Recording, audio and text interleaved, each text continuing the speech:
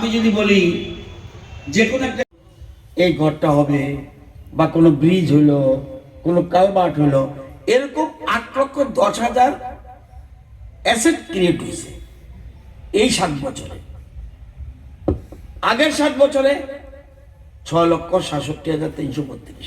তাহলে টাকাও বেশি আসলো, মানুষের কাছে টাকাও বেশি গেল, আর অ্যাসেট ক্রিয়েটও এই সরকারের আমলে বেশি হয়েছে। এবার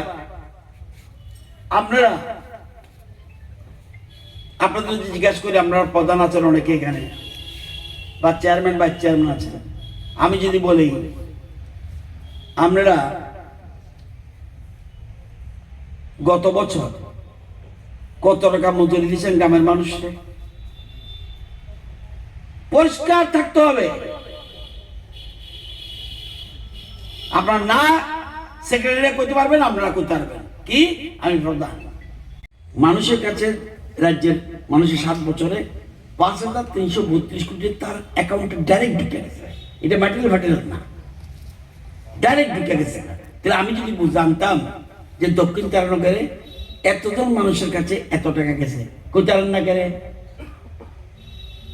এটা বললে অনেক দিক দিয়ে লাভ। আজকের পরে যেন না বলতে হয়, পুরা বছরে চিত্ত থাকতে 24-25 আমি এত মানুষের কাছে এত টাকা পাঠাইছি ডাইরেক্ট। আমার পঞ্চায়েতে এতটি অ্যাসেট হয়েছে।